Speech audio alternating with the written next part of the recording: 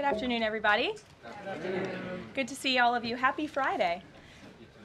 The President looks forward to embarking on his historic return to the Middle East, visiting Saudi Arabia, Qatar, and the United Arab Emirates next week, where he will focus on strengthening ties between our nations. 8 years ago, President Trump's first trip was to this same region of the world, where he introduced his bold peace through strength foreign policy strategy. On that trip, the President laid out his goal of eradicating terrorism and extremism in the region, which he successfully accomplished over the course of his administration with the total defeat of ISIS and the historic signing of the Abraham Accords. Now, 8 years later, President Trump will return to re-emphasize his continued vision for a proud, prosperous, and successful Middle East, where the United States and Middle Eastern nations are in cooperative relationships, and where extremism is defeated in place of commerce and cultural exchanges.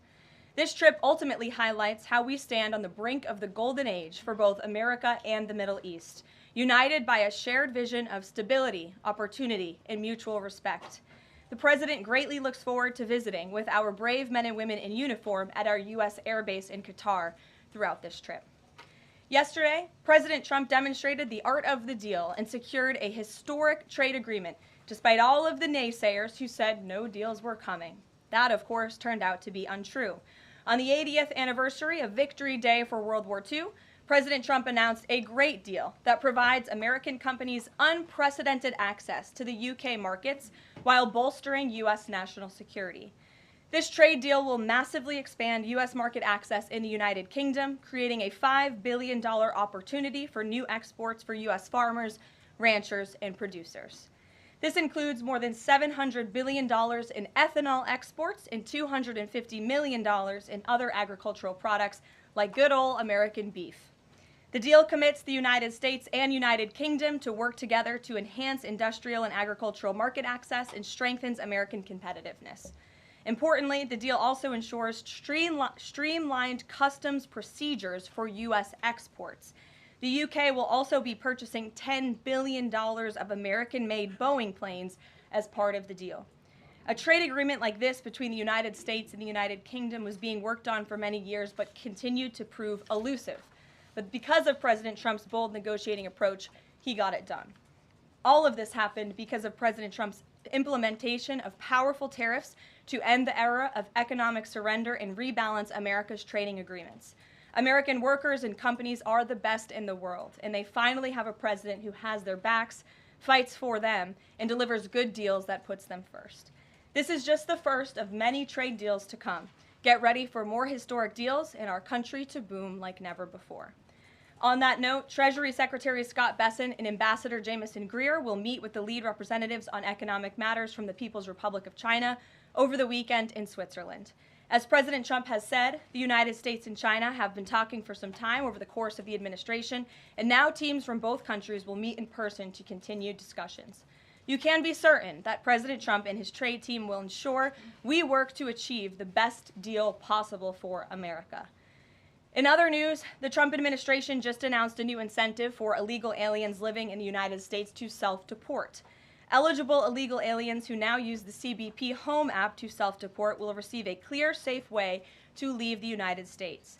Their plane tickets home may be paid for, and they will receive a $1,000 stipend once we have confirmation that they have left our country.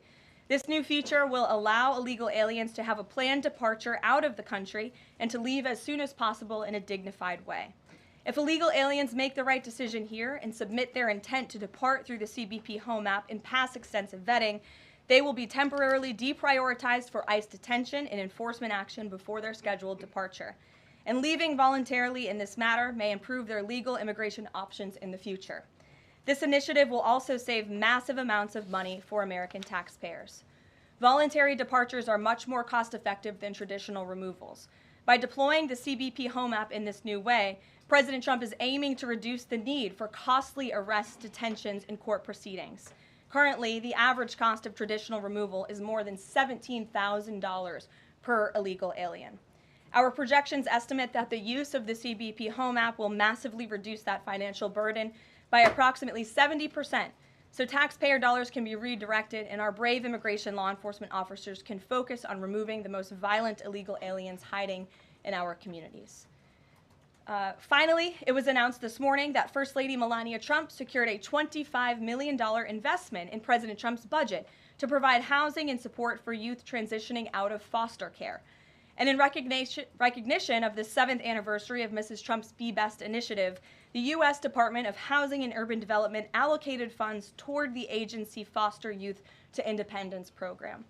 Yesterday, Mrs. Trump hosted a special celebration of military mothers with the president, bringing together 150 military moms from around the country to recognize their service, not just in their home, but for our country.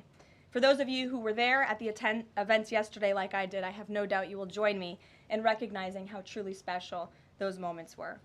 So let's get to questions. Here in our new media seat today is Andrew Egger, the White House correspondent for The Bulwark. The Bulwark is a new media company launched in 2019 with hundreds of thousands of readers on Substack and more than 1 million subscribers on YouTube. Andrew, please kick us off. And thanks for being here. Yeah, thank you for having me, Caroline. The president posted another ad this week for his Trump meme coin. The group that's running that coin is encouraging people to buy in order to win a dinner this month with the president. Why is the president planning to attend a dinner for the top investors in his coin? Look, the president is abiding by all conflict of interest laws. The president has been incredibly transparent with his own personal financial obligations throughout the years. The president is a successful businessman, and I think, frankly, it's one of the many reasons that people reelected him back to this office. There are at least some people who are buying this coin who seem to view it as an opportunity to influence the president's views. There was a logistics company this week that said they would buy $20 million in the coin in order to advocate for free trade between the U.S. and Mexico. If buyers are buying for that reason, are they wasting their money? Look, I can assure you the president acts with only the interests of the American public in mind, putting our country first and doing what's best for our country, full stop. That's his intention, and that's what he's focused on. Kristen, good to see you here today.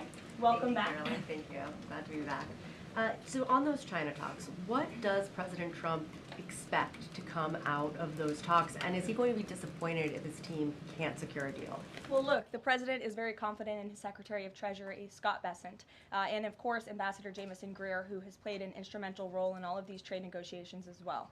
I think yesterday's success, the announcement of a trade deal with the United Kingdom, is a great first step. Again, many said in this room it couldn't be done. Now we are moving forward with many other countries. We're talking to dozens of our trading partners around the world. But of course, China is a major country, a major player in this space. And the president has said, and he's right, that China needs the United States of America. They need our markets. They need our consumer base. And Secretary Bessent knows that he's going to Switzerland this weekend with the full support and confidence and trust of the president here at home. Jack. Thanks very much, Caroline. Two questions. First, can you give us an update on U.S. efforts to mediate or have an impact on the conflict between India and Pakistan? Sure, I absolutely can. This is something that the Secretary of State and, of course, now our National Security Advisor as well, Marco Rubio, has been very much involved in. The president has expressed he wants to see this de-escalate as quickly as possible. He understands these are two countries that have been at odds with one another for decades, long before President Trump was here in the Oval Office. However, he has good relationships with the leaders of both countries, and the Secretary of State, Marco Rubio, I spoke to him just yesterday. He has been in constant communication with the leaders of both countries trying to bring this conflict to an end. Just one other question. Yesterday, we saw the news of the new Pope. Before Pope Leo became Pope Leo, there were some critical comments that he made about President Trump and about Vice President Vance on his then X account. Does the White House have any reaction to those comments? The president made his reaction to Pope Leo's announcement yesterday very clear. He is very proud to have an American Pope. I think it was a surprise to everyone. I saw the news media was surprised to report on that yesterday, but it's a great thing for the United States of America and for the world, and we are praying for him. Thanks, Caroline. The president has been pretty firm on keeping these 145% tariffs in place on Chinese imports. Today, via Truth Social, he said that he'd be possibly open to lowering those to 80%. Why the change, and how did the president land on 80? The president still remains with his position that he is not going to unilaterally bring down tariffs on China. We need to see concessions from them as well. And again, that's part of the reason that Secretary Bessent is going to talk to his Chinese counterparts this weekend to start those discussions in person. As for the 80% number, that was a number the president threw out there, and we'll see what happens this weekend. And always in the effort of transparency, I'm sure you'll hear directly from the Treasury Secretary or the president after those negotiations conclude. Jackie. Thank you, Caroline. Why did the White House announce this deal with the UK before all of the details were finished? That's not true, actually. I saw the fact sheet. I saw the deal as well before the president brought all of you in the Oval Office in the effort of transparency. You had the president and the prime minister on the phone talking to all of you directly about how this was a great deal, a phenomenal deal, and discussions will continue. But as I spoke to our Ambassador Greer yesterday, this is how trade deals work. You set an initial agreement, you set the framework, you set up the deal, and then of course, you know, T's have to be crossed and I's have to be dotted, but this deal is a good deal, and the numbers are determined, and all of the market access that I just discussed will remain. Does that mean that the 10% baseline is going to still be there at the end when all of the other details are ironed out? The president is committed to the 10% baseline tariff, not just for the United Kingdom, but for his trade negotiations with all other countries as well. Permanently, even after the deals are done, like that is going to remain. The president is determined to continue with that 10% baseline tariff. I just spoke to him about it earlier. Stephen. Thank you, Caroline. I'd like to ask about New York and then about a personnel matter. On New York, the mayor, Eric Adams, is here today. Could you tell us anything more about the visit, who initiated it, what they're talking about? And also, is there any comment from the White House on the air traffic control issues in Newark?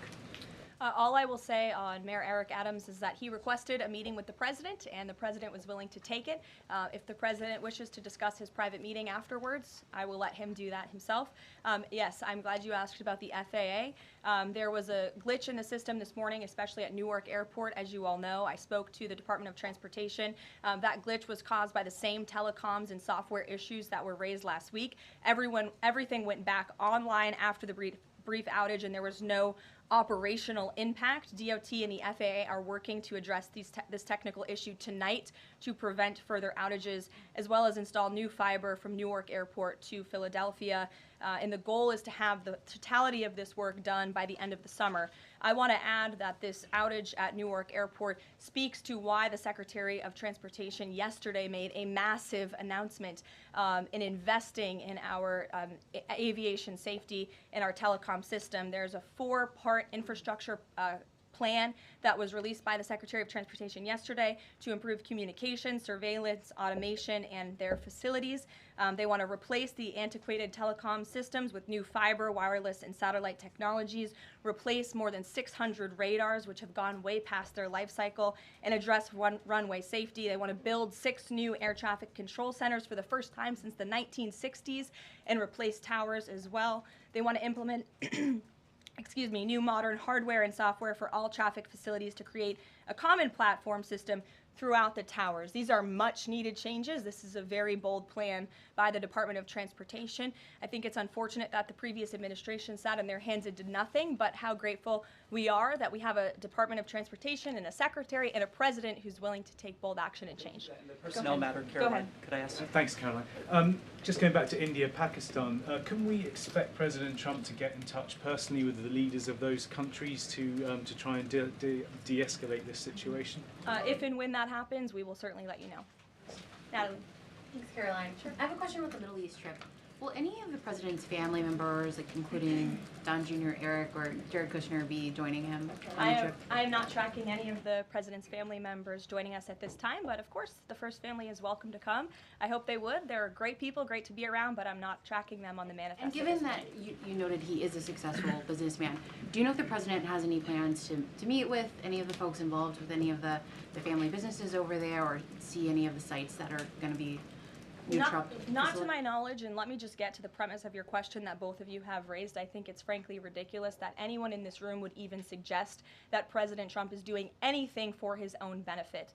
He left a life of luxury and a life of running a very successful real estate empire for public service, not just once, but twice. And again, the American public reelected him back to this White House because they trust he acts in the best interest of our country and putting the American public first. This is a president who has actually lost money for being president of the United States. I don't remember these same type of questions being asked of my predecessor about a career politician who was clearly profiting off of this office. That is not what President Trump does, and this White House holds ourselves to the highest of ethical standards.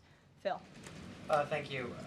There's this Reuters report that the U.S. is in talks with Israel about an American-led post-war administration in Gaza. Is that accurate? Are these talks ongoing? We are in constant communication and dialogue with our counterparts and our allies and friends in Israel.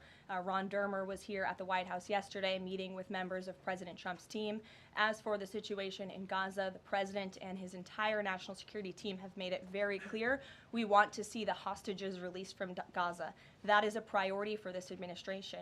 As for what that looks like, and even moving beyond that, I'm not going to get into the details of plans that frankly may or may not have even been proposed, but I can emphasize what the president holds closest in his heart right now, and that's the release of all of the hostages in Gaza. And then there's been some conservative pushback to some of these salt tax, the salt tax cap. For instance, Majority Leader Steve Scalise said that bringing back the state and local tax deduction would essentially mean, quote, 45 states are subsidizing 5 states that have very high taxes imposed by leftist governors. Is he wrong? Is it fair to ask red Indiana to bail out blue New York? Well, look, this is an ongoing discussion on the Hill. There's a lot of disagreement on Capitol Hill right now about the SALT tax proposal, and we will let them work it out. As for the tax provisions in the reconciliation bill, the priorities of this president, he has made them incredibly clear. No tax on tips for our hardworking service workers, no tax on Social Security for our well-deserving seniors who have worked their whole lives to pay into this system, no tax on overtime for hardworking Americans as well, and there's a plethora of other priorities the president wants to see in this bill. Anyone who opposes this bill will be opposing the largest tax cut in American history. They will be voting to raise taxes by the tune of $4 trillion on the middle class of this country, and we look forward to holding them accountable for that. Everyone on Capitol Hill on both sides of the aisle should be supportive of the president's tax priorities. Follow up on that? Go ahead. Sure. Go ahead, and then I'll go to your follow-up. Thanks, Caroline. I want to follow up on the Truth Social post. So the president's saying 80% tariffs could come down. Just an announcement would be enough to lower those tariffs? Is that what he's looking for from the Chinese concessions? Well, that's not what the president said. He said that an 80% number may sound good to him, but again, he's in constant contact with our Secretary of Treasury, who will be leading these negotiations this weekend. And historically, the Chinese have made the meeting itself a win. What does a win look like out of these meetings for the president this weekend? A good deal for the American worker and the American people. Go ahead. Thanks, Caroline. Yeah, back to the reconciliation bill. Can you just clarify the president's position, though, a little bit specifically on the tax issue? Because in his Truth Social post, he said this morning that he would accept even a tiny tax increase for the rich, but then says Republicans probably shouldn't do it, but I'm okay if they do it. So what is it that he wants? Does he want them to increase the tax rates? The president wants tax cuts, the largest tax cuts in history. He wants to extend his historic tax cuts from 2017, and he wants to see all of the other tax priorities that I just laid out for you included in this bill as well. As for the policy proposal you're talking about, the president has said he himself personally would not mind paying a little bit more to help the poor and the middle class and the working class in this country. I think, frankly, that's a very honorable position. But again, these negotiations are ongoing on Capitol Hill, and the president will weigh in when he feels necessary. Encourage them to have a higher bracket for top earners? The president has made his personal position on this matter clear. Michael. The president's in constant communication with leaders on the Hill. Ahead of the president's trip to the Middle East, he's mentioned he wants to rename the Persian Gulf the Gulf of Arabia. Iran is now saying that doing so will bring the wrath of all Iranians. Can you talk about the support that the Gulf of Arabia has in the region and why this is important to the president? Well, first of all, the president has said he hasn't made a determination yet. That was in the news that you guys all asked him about it, and he said he wasn't quite sure. So he hasn't made a definitive decision on that yet. And secondly, Caroline, the president has shown support for South African refugees that are coming to the United States next week. Can you talk about what these refugees are fleeing and why this is a priority for the administration? Well, the president has actually signed an executive order on that matter. My office can get it back to you, Michael. But this group in South Africa has faced racial persecution. In fact, the government there has vowed to take away their farmland that they own. And so the president has talked significantly about this. As for further details on refugee claims and asylum claims, I would defer you to the State Department. Can I follow up on that? Go ahead. No, in front of you. Thanks, Sure. Thanks, Caroline. Does the administration have any response to the news today that a federal judge has ordered the immediate release of Ramesa Ozturk from detention, and particularly his comments that the government submitted no evidence other than an op-ed that Ozturk wrote last year? I will have to check in with the Department of Homeland Security on that particular case, but I think our overall feeling, we've made quite clear that lower-level judges should not be dictating the foreign policy of the United States, and we absolutely believe that the President and the Department of Homeland Security are well within their legal rights to deport illegal immigrants. As for visa revocations, the Secretary of State has the right to do that as well. It is a privilege, not a right, to come to this country on a visa. But I'll check in on the specific case. My office will get you details. Sure. Caroline, yesterday the administration appears to have started dismantling the Consumer Product Safety Commission. This is the federal agency, an independent one that does recalls and is responsible for product safety. Does the administration not believe that it's important, to keep toys and cribs? I mean, you're a young mom, off of the product of the market. It's a federal agency within which branch? It's the executive branch. Who's the head of the executive branch? The President of the United States. Created by Congress. He has the right to fire people within the executive branch. It's a pretty simple answer. Francesca. Thanks. One foreign policy one and then a domestic policy thing if I could. As far as the president's trip goes next week, is he planning to meet with the FIFA president in either Saudi Arabia or Qatar? And if so, could you give us some more details about that? The president has quite a few meetings with many people when he is there. We can certainly check at the itinerary and let you know if the FIFA president will be there next week. Frankly, I'm not quite sure, but we can certainly get you an answer. As you know, the president attended a FIFA task force meeting at the White House this week.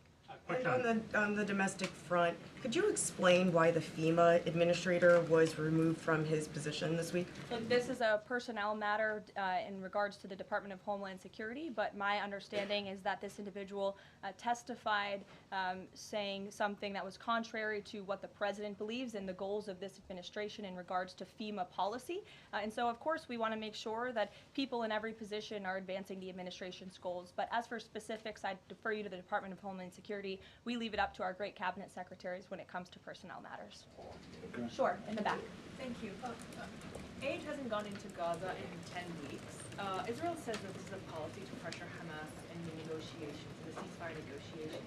Is this a policy that this administration supports? The president answered this week. He said that he wants to ensure that aid can get into Gaza, but we have to do it in a responsible way to ensure it doesn't end up in the hands of terrorists. So this is something the administration is actively working on, and when we have a policy to announce on this definitively, we can certainly let you know. Can you talk about this effort for the U.S. to take over the distribution of aid in Gaza, to exclude Israel, but also international organizations said this effort militarizes aid? I would reject that characterization by whatever groups you are citing. Kelly. Caroline, thank you. I want to get back to the First Lady Melania Trump dealing with foster children. That's an important component in American life to see what happens to the future of our children, particularly in foster care. Can you explain the significance of this development between the First Lady and the housing and urban development? Yes, absolutely. It's millions of dollars that will go into a program that helps these children transition out of foster care to have productive and positive lives. And I'd like to share a personal story since you asked if I may. I hope the First Lady won't mind. I was at an event in Florida last year, and I was approached by a gentleman who was a foster dad, and he had taken in I think it was 6 or 7 foster children. And he spoke to me. He had recognized me in my work for President Trump's campaign at the time. And the little boy who was with him talked about the personal relationship that he had with First Lady Melania Trump. And the conversation she had had with him and how she really encouraged him to be the best that he could be during her first term here at the White House, and how even after she and President Trump left the White House, she kept in very close touch with this young foster child. It was a touching moment that I will never forget, and it speaks to the heart of this First Lady and the great work that she is doing for foster children. And this is certainly a very big announcement that I know our Secretary of Housing and Urban Development is in particular very excited about, and we can certainly get you all the details on that program. John. Thanks a lot, Caroline. I want to ask you about the trade deal that the President announced yesterday with the UK as it relates to the auto sector. Sure. The trade group that represents the big three here in the U.S. believes that it may put the big three automakers at a competitive disadvantage. What the trade group says is that it will now be cheaper to import a UK vehicle with very little American content than a USMCA compliant vehicle imported from Mexico or Canada with just 50% American content. What's your response to that criticism coming from this trade group? Well, first of all, let's be clear about what the deal does. It sets a 10% rate on auto imports for the first 100 cars that are imported into the United States. 100,000 cars, thank you. That would be very few cars. 100,000 cars imported from the United Kingdom. After 100,000 vehicles, it goes back up to a 25% tariff.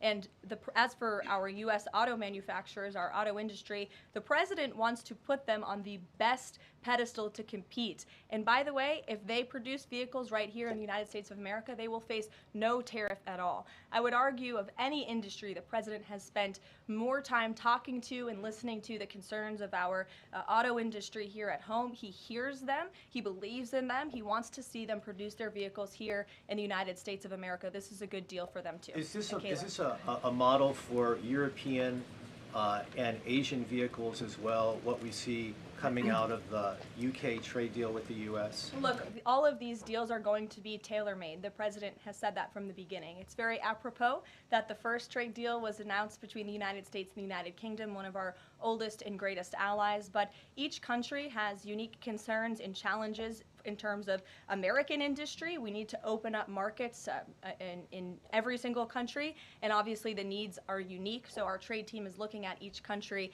and the advantages that we can pursue for American industries and American workers. Sure. Happy early Mother's Day. Oh, thank you. The president said yesterday that he would be speaking with Zelensky shortly. Did that call happen yesterday, or do we expect that to happen in the near term? The call happened yesterday. President Zelensky called the president to tell him that the critical minerals deal had passed the parliament in Ukraine. I talked to the president about that call. He said it was very good and productive, and of course the critical minerals deal is great for Ukraine, but also of course for the United States of America and our taxpayers here. It was a good call, and they also spoke about, of course, this ceasefire that the president proposed, the 30-day ceasefire between Russia and Ukraine, which we know Europe is on board with, and we hope both countries will agree to. So next week, do we expect President Putin, is there any chance that he could meet with Trump while he's in the region? The president answered this yesterday. Not going to happen. Question on ceasefire. Has he got any reaction from Zelensky or Putin on the proposal for ceasefire? Is he satisfied by the reaction to that proposal? Not to my knowledge, but certainly if there is reaction and updates, I'm sure you'll hear directly from the president. Question, the president fired the Librarian of Congress. Why did he choose to do that? We felt she did not fit the needs of the American people. There were quite concerning things that she had done at the Library of Congress in the pursuit of DEI and putting inappropriate books in the library for children, and we don't believe that she was serving the interests of the American taxpayer well, so she has been removed from her position, and the president is well within his rights to do that. John. Thank you, Caroline. Happy Mother's Day as well. Thank you. President Trump ran on delivering the biggest tax cut in history, got over 70 million votes. Right now, you got a handful of obstructionists in the Republican conference that are saying they're not going to go along with his tax cut package. You just said those that don't will be held accountable. What is your description of being held accountable? Well, look, I think they'll be held accountable by the voters in their respective districts if they choose to vote for a tax hike to the tune of $4 trillion, which would raise taxes to thousands of dollars per household in this country. The president has great political instincts. That's why he's back in the Oval Office, and Capitol Hill should follow his lead. As for the president, speaking of him, he will be signing executive orders later this afternoon. We are happy to provide more information on those executive orders if you wish. Thank you for the Mother's Day wishes, and happy Mother's Day to all of the moms in the room. And don't forget to call your mom this Sunday. We'll see you guys later. Have a good weekend.